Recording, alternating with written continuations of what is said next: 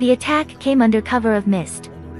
After an early night's rest at the inn, Naruto and the others had risen before the sun and gotten on board one of the very first boats to Wave Country, a small but sturdy wooden fishing boat, manned by a self-professed freelance poet wearing a woven straw hat.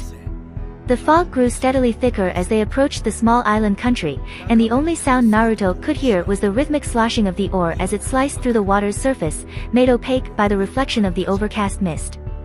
The conversation, which had been scant to begin with, had all but died down in the face of the gray morning. Rai had fallen asleep again, and even as Naruto watched, a trickle of drool silently made its way down the side of his face. It was just as well that Rai had been sitting next to Toru, for just as Naruto reached out to shake the other boy awake, a pair of pale, slimy hands shot out from outside the boat and seized the merchant by the shoulders. A look of shock and then fear flashing in quick succession across her face, she mutely toppled backwards, breaking the surface of the water with a loud splash. While Mayu and Sai jumped to their feet, with a yelp, the boatman ducked behind them. Naruto managed to lean across Rai in time to grab her ankle with his already outstretched hand. Before he could lose his grip or be pulled over himself, he dug his elbow into Rai's chest, and planting his feet against the wall of the boat, he pulled back, feeling the strain in his arms immediately. As Rai choked and wheezed back into consciousness below him, two more dark shadows suddenly burst out of the water from the other side of the boat, and from their hands split off a multitude of smaller shadows that flew straight toward them. Mayu and Sai, with a kunai in each hand, hovered protectively in wait. "Rai!" Naruto shouted out, as the piercing sound of metal striking metal resounded across the water's surface. His eyes immediately focusing, Rai reached upwards with a grunting sound and wrapped his arms around the merchant's kicking legs. Sticking his head in between, Rai leaned forward, gritting his teeth. Letting go of Toru's legs, Naruto quickly made the necessary combination of signs with his freed hands, noting with some anxiety that with the merchant's head underwater, her struggling had started to weaken. Kage Bunshin no Jutsu, Shadow Clone Technique. In a burst of white cloud, two clones appeared by his side, and they both immediately dove into the water. As they did so, Naruto rejoined Rai's efforts in grabbing Toru around the torso. He pulled back. After a few seconds, with his clones keeping the underwater assailant busy, the opposing pull on the other end suddenly gave way, and as they fell backwards, the merchant's head resurfaced with a wet gasp. Her body tumbling back onto the boat, she hunched over on all fours immediately, shaking and coughing out water. Meanwhile, Sai had pulled out a scroll, and with a flourish of his brush, a pair of white and black drawings that Naruto quickly identified as bats had burst out of the page. They disappeared into the fog, in which he could already hear the sound of bluebirds twittering, and shortly afterwards, the storm of shuriken came to a halt. Futon, Kyofu, wind release, gale. A strong wind swept into existence, sweeping away the fog surrounding the boat, and revealing nothing but a recently disturbed surface. As if in response, Naruto's two clones popped their heads above the water, and as he dispelled them and gained their memories, he let out a sigh. They got away, he told the others, though it was mainly for the merchant's benefit. Mayu's bluebirds had already returned and were perched on her shoulders, pecking lightly at her nape. They were ninja, weren't they? Rai said, his eyes narrowing. What village were they from? They weren't wearing any identifiable markers, said Mayu, as she petted a bird with her finger. With a whisper, they swirled back into hair clips that returned to her hair. Naruto crossed his arms. They were mercenaries, but it's strange. They were a cut above the ones that attacked us before. He broke off at the sound of strangled coughing. Naruto turned to see Toru on all fours again. Water and bile were dripping from her mouth. Toru-san. Are you alright? Asked Mayu, rushing over to the woman's side. I'm fine, said Toru weakly, her face still pale. Naruto noticed that near her collarbone was a sizable hand-shaped bruise that was already growing purple. Naruto turned toward the boatman. How far are we from our destination? I'm fine, I said, Toru insisted, even as she bent over the side of the boat, making a gagging sound. We're not that far from port, the boatman offered helplessly. So long as we aren't attacked again, we should see land in 2 hours. She's a civilian, a head wound like that needs to be looked at immediately, said Mayu, shaking her head. Naruto's gaze shot back to Toru, and he immediately spotted the blood on her scalp. Hesitantly, he opened his mouth. Rai stood up. I can carry her and run the rest of the way. I was the least useful in that fight. Might as well show my worth now. Aha, So you do have some sense of self-awareness, said Sai, with an indulging smile. Your development isn't as regressive as I feared, but still, futile. Your carrying her would jostle her skull and make it even worse. You got a better idea then? Rai demanded, but Sai had already pulled out his scroll once more. Dipping a brush in ink, his hand blurred across the page, and a large black and white bird was soon unfurling its wings before them. Sai clambered onto its back, and Rai and Naruto carefully picked up the merchant, who was now too weak to protest, and laid her behind him. Sai quickly drew something on his scroll, and this time, a long snake burst into existence, which he used like a rope to fasten Toru into position behind him. Please don't get killed on the way back, now, said Sai, as the bird rose into the air. There'd be too much paperwork to do by myself. Just before they reached shore, a black and white fish popped its head out of the water, and when Naruto opened an empty scroll, it turned into black calligraphy that seeped into the page. There at the house of an acquaintance, Naruto read off the message. There'll be someone waiting for us nearby the bridge. A bridge? Rai repeated skeptically. What's an itty-bitty little place like that need a bridge for? It isn't a complete bridge, the boatman said, pausing his rowing to adjust his straw hat. Tizuna is building a bridge to connect Wave Country to Fire Country. That'd put you out of a job, wouldn't it? Said Rai, in a rare moment of astuteness. The boatman shrugged. This is only one of my many jobs. If there was a bridge to connect our country to Fire Country, our economy would improve, and other opportunities would open up. And Gato wouldn't like that, would he? Naruto said. The boatman shook his head. Gato? Like the shipping magnate?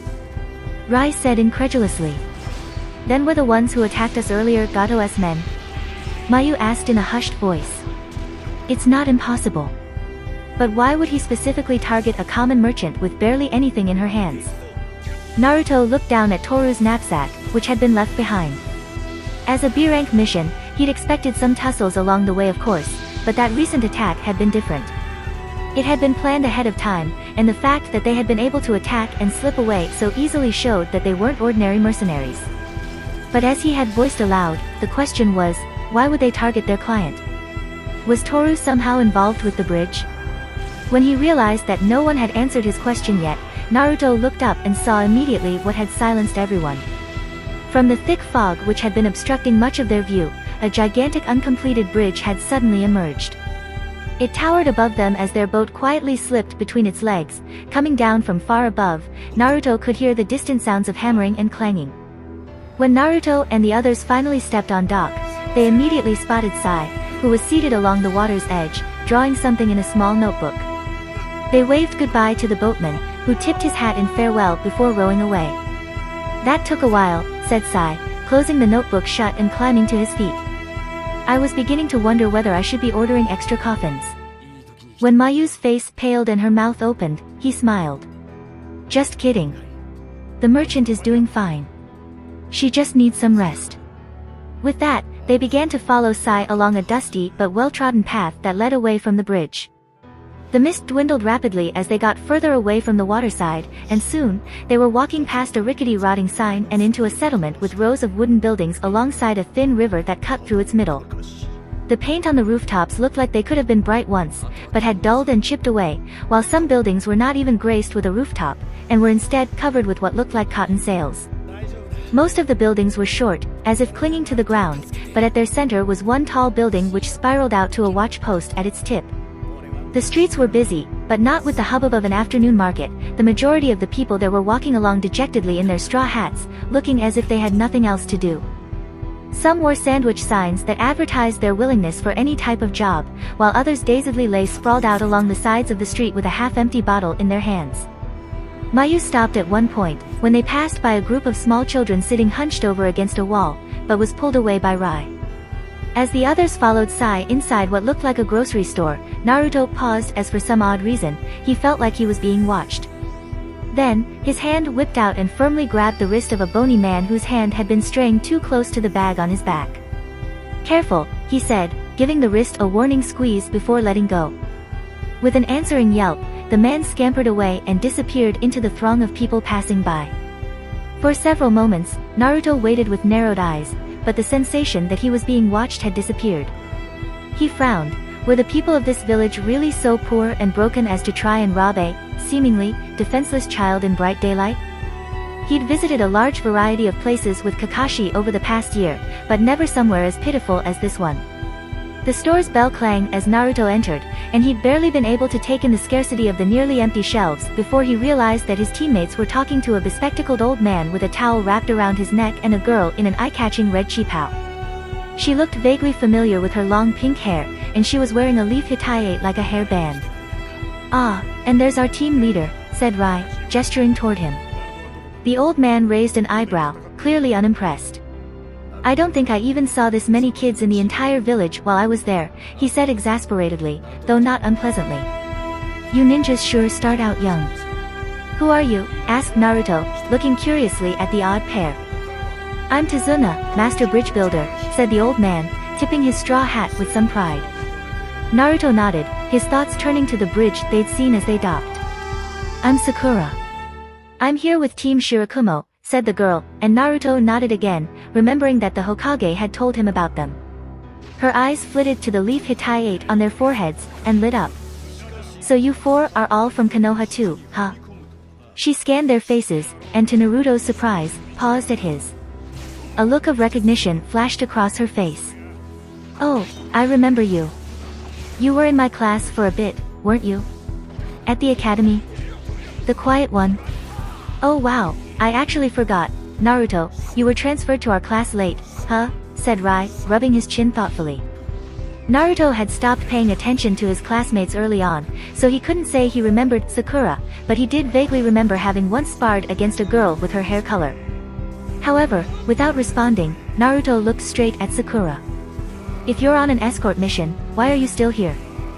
Immediately in response, Sakura looked away and bit her lip, while Tazuna coughed uncomfortably. "This sort of talk would be better kept behind closed doors," said Tazuna, directing a meaningful look towards the shopkeeper. "I'd invite you to my home, but it looks like you already have somewhere to be." The others looked at Sai, who shrugged and pointed at a small stairway near the counter. "We're already here." Exchanging a few words with the shopkeeper, a short man who looked nervously around the store's premises, they headed up the stairs, which creaked at every step. Sai knocked 4 times on the door, and after a few seconds, they heard the sound of shuffling. The door opened a crack to reveal an eye, before opening to reveal Toru, whose head was swathed in bandages. Her face seemed to have regained some of its previous color. She stepped back, ushering them in with a quick wave of her hand. "Quick, come on in. Nobody's supposed to know I'm here." She trailed off as she finally saw Tazuna standing at the edge of the group. He gaped back at her, his glasses hanging askew. "Kane." With a blank look on her face, Toru regarded Tazuna silently before finally heaving a sigh. She opened the door wider in a sign of invitation. "You'd better come in, then," she said quietly. Inside was a small, clean 3-room apartment not unlike Naruto's own home in Konoha, but judging by the poverty of the rest of the village, it might have been considered luxurious. Toru, or Kane, disappeared into the kitchen, and with Mayu helping, distributed cups of tea for all of them. With everyone sipping from the hot tea, the story soon came out. "My real name is Kane," said the merchant. "And as I'm sure you've deduced by now, I am being targeted by Gato for being an accomplice of the bridge's construction." "So you were our mysterious benefactor?" Tazuna said heavily, looking down at his untouched cup. "Why didn't you tell us?" "What good would that have done?" snapped Kane. "Whenever you weren't working on the bridge, you were just a bumbling, drunk fool of an old man. The past year hasn't been kind to you," said Tazuna, not rising to the taunt. "At least I'm still alive," she retorted. "Which is better than what I can say about my dear brother." There was a pregnant pause, while Sai appeared to be gazing at the design of the teacups with some fascination. Sakura and Mayu stared wide-eyed at the hard-faced merchant woman. Rai uncomfortably gulped down his tea, and Naruto followed suit, taking his first sip of the drink. It was bitter. "You are angry with me," said Tazuna at last. "For being alive." Kane's head snapped back as if she'd been slapped. "Why would I be?" "You wish I'd been the one executed instead of Kaiza," said Tazuna. This time, it was Kane's turn to be silent. Who's Kaiza?" asked Sakura awkwardly, raising a hand as if she were in class. "The hero of this city," Tazuna answered, and at the same time, Kane said, "My brother." Kane's mouth thinned into a single line, and Tizuna took off his glasses to wipe it with his sleeve before continuing. He married my daughter, and became my grandson Inari's father. They were like a true father and son, and inseparable, but when Gato took over, he stood up to them. And for that, he was executed in front of everyone. Kaizo was the bravest man I ever knew, and died because of it. My brother wasn't brave, sneered Kane, her hands visibly tightening over her cup. He couldn't protect his first family, so he ran away to Wave Country and thought he'd redeem himself by playing at being a hero, only to get killed, but I suppose compared to you, he was brave. She raised her eyes aggressively toward the older man. He didn't cower behind a fence, watching as an innocent man got murdered. He didn't sit complacently at home, drinking himself silly and venturing out only when someone gave him some coin. He wasn't brave, but he wasn't a coward like you. That's not true. Sakura burst out angrily. Even though it was dangerous, Tizuna-san came all the way to Fire Country. On the way to Wave Country, we even got attacked by a missing nin named Zabuza. Naruto's eyes widened and from beside him, Rai spit out a mouthful of tea. A missing nin. Mayu repeated, growing pale. Naruto didn't recognize the name, but by principle, all missing nin were dangerous. Any ninja who could leave their village without being caught by their village's hunter nin had to be at least Jonin level. Sakura jumped to her feet, looking upset. Even Shirakumo-sensei got injured during the battle. But after all that, Tizuna-san went right back to the bridge to continue working on it. Another man quit today, but he still isn't giving up. That's alright Sakura, said Tizuna, though he looked rather touched. What Kane is saying isn't wrong. If you can realize that, then I have nothing else to say to you, said Kane, white-faced. Please leave. At her words, Tizuna's form sagged, making him look even older than he had before. But without protest, he nodded. Leaving his tea still untouched, he reached for his straw hat, which he had hung neatly on a chair. He paused before the door. Thank you for your funding, Kane. If this bridge is completed, this city, no, the entire country will be in debt to you. With a nod to Naruto and the others, he left. Shooting them a final pleading look, Sakura followed him. Several minutes after the door had closed shut, Naruto got to his feet. Keeping his voice neutral, he said, well, we have to get going now. I apologize for your injury, but if you want to file any complaints about our work, you'll have to contact our village by post. Mayu and Rai jumped at his words. Slowly shaking her head, Kane reached into her pocket to pull out a handful of coins. No, your work was satisfactory. This should cover your passage back to Konoha. She averted her gaze. Thank you for escorting me here. I wouldn't have made it without you kids. Rai hurried to drain the rest of his tea, and the rest rose to their feet. After a few murmured farewells, they left the apartment. Hey, Naruto, said Rai hesitantly, as the store's bell clanged behind them. He looked up at the building with a troubled expression. Can we really just leave it like this? Naruto glanced back. Our mission was to escort her to Wave Country. There was nothing about staying here and helping her clean up her life. I guess you're right, said Rai, his face clearing up. It's not like we could do much about it, anyways. They began to walk away, but a few seconds later, Naruto stopped, realizing that Mayu hadn't moved. She was picking at the tail of her hair in the way she did when she was anxious about something, and her eyes seemed fixed on something. Following her gaze, he saw that she was staring straight at a small, hungry-looking girl begging for food on the other side of the street. Naruto suppressed a sigh. Mayu, Rai started, but she suddenly put up a hand, silencing him. You heard what Sakura said, Mayu said quietly. Their sensei, Shirakumo-sensei, is injured. That's probably why they're still here. Can we really just go without helping them? They're from Konoha too. So this isn't about the orphans at all, Rai said sarcastically, crossing his arms. Or about Tizuna and that mess with Gato. Mayu turned pink. So what if it is? We're ninja, not philanthropists, Rai hissed. Sai drew in a sharp breath, and they all automatically turned toward him. Did you sense something? Naruto asked, looking around. The feeling that he was being watched had returned, but there were too many people milling around for him to pinpoint the source. Sai shrugged. I was just taken aback that he knew such a big word, but you should probably stop talking so loudly about all this. We're drawing attention to ourselves. Before Rai could retort something back, Naruto put a hand on his shoulder. Sai's right about people watching. Calm down. He turned to Mayu and lowered his voice. But Rai is right too. We're not philanthropists. Our mission's complete. We don't know anything about the situation besides what we've just heard from two biased sources, and there's little we can do about it. Involving ourselves would mean involving Konoha in a foreign territorial dispute, and the village would lose face with clients. In truth, Naruto couldn't care less about the village's reputation, but he figured playing to Mayu's sense of loyalty would have more effect than the real reason why he wanted to leave.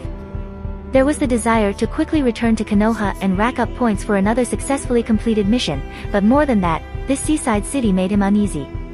It could have been the way he kept feeling like he was being watched, or it could have been the dead look in everyone's eyes, but whatever the source was, Naruto had been itching to leave as soon as he'd set foot in the city. It was a pity about Kane, but Naruto had barely known her for a week, and did not feel the urge to lay down the lives of his teammates in exchange for her continued safety, a safety that, indeed, well exceeded the conditions of their mission. Because the truth of the matter was, his every nerve was screaming at him that it wasn't safe here. Every minute spent here only increased the chances of there being an irreversible danger, and to Naruto's chagrin, he didn't know if he was strong enough yet to protect the team. He knew he had gotten stronger over the past year with his extensive tutelage under Kakashi, but he had yet to win any of their frequent bouts against each other. And if there was one thing he had learned over the past year on their missions together, it was that the world was large and crawling with unknown powerful enemies. There were many weak ninja, but there were just as many strong ninja. And without the rules that he'd come to be familiar with in the village and the academy, without the regulations and expectations that, no matter how vaguely, governed the Chunin exam, and without Kakashi acting as an ever-present reassuring shield, Naruto found himself questioning what he was and wasn't capable of, knowing that if he overestimated their abilities, there would be no return trip back to Konoha, outside of a coffin, if their enemies were so kind. Is this what the pressure of being a team leader is? He wondered. But Shirakumo-sensei. Shirakumo-sensei is a jonin, Mayu, said Rai, in a slightly calmer voice. Sakura's team should be fine, so long as they don't stick their noses in anything more. Are we going to go or not? Said Sai, managing to look bored even as he smiled. Mayu bowed her head, and with some relief, Naruto turned around. He raised a foot to step forward, when to his surprise, she said, no. Mayu? Rai asked uncertainly. You heard what she said. Toru, no, Kane-san is still in danger. What kind of ninja are we, if we abandon her here? She raised her head, and Naruto was stunned to find that her eyes were blazing. I'm going to stay with Kane-san, and I'm going to find Sakura's team and see what I can do to help. Mayu, Rai began, but was cut off once more as Mayu held up a hand. She looked piercingly at them. Naruto suddenly realized that her eyes were hazel, not brown, and then when, against all expectations, she smiled, Rai actually took a step back. I'm sorry for being so selfish, she said. But I've never been more grateful that I'm a ninja than I am right now. Without another word, Mayu turned around and disappeared into the store. The bell sounded behind her like a death knell, and Naruto and Rai mutely stared at the closing door with, for once, identically astonished expressions on their faces. Did that just happen? Rai finally let out weakly. Where did that come from? Is that what they call premenstrual syndrome? Sai cocked his head, with what looked like a genuinely curious look fixed on his face. Naruto. Rai turned to him with a pleading look, and for once, he found himself unable to think of what to say. When Sakura opened the door to the ramshackle house beside the windmill and found Mayu beaming back, with Rai, Naruto, and Sai awkwardly hovering behind, she flung it wide open with a look of delight, and the two girls rushed into each other's arms as if they hadn't met for the first time just a few hours ago. I didn't think you'd stay behind, exclaimed Sakura. Of course we'd want to help a fellow leaf ninja in need. Mayu said, clasping her hands together. Isn't that right, guys? Rai scratched his face. Yeah. Totally. No, said Sai. Naruto didn't respond, his mind furiously working to try and salvage the situation. It wasn't new for Mayu to disapprove of one of his decisions, but she had always deferred to them, until now. After the initial shock, his immediate thought had been to order her as team leader to return, and if that proved insufficient, to resort to whatever physical means necessary. And perhaps even just a year ago, Naruto may have gone ahead and done just that. But now, as the thought of how Mayu might look at him for it floated into his mind, feeling a tightening in his chest, he dismissed it. Even if it were at the cost of a mission, he didn't know if he could bear either of his teammates looking at him in that way ever again. What's happened to me? Naruto thought frustratedly to himself. Meanwhile, as Sakura uncertainly took in their less than enthusiastic expressions, a male voice called out from another room, "Sakura? Who are they?" "They're Chunin from Konoha," Sakura responded, and a few seconds later, a curious-looking blonde boy in a black t-shirt stepped out. He looked them over with a rather suspicious glint in his eyes, which only slightly cleared at the sight of their leaf Hitayate. "How do you know for sure?" the boy asked cagily. "They could be Gato's goons, for all we know." Without pause, he turned around, and cupping his hand around his mouth, he said, "Hey, Sasuke. Come here for a sec. You recognize any of them?" Another boy, this time dark-haired, stepped out from the other room, and with an equally wary look in his eyes, he looked at Naruto and his teammates. After a pause, he pointed a finger straight at Naruto. "That one. I remember him." "Geez, Menma," said Sakura, shaking her pink head exasperatedly. "He was in our class for a year. How could you forget?" "Oh, was he?" The boy let out an easy laugh, raising a hand to his neck in embarrassment. "My bad." If you like this content, don't forget to like and subscribe. See you later, bye bye.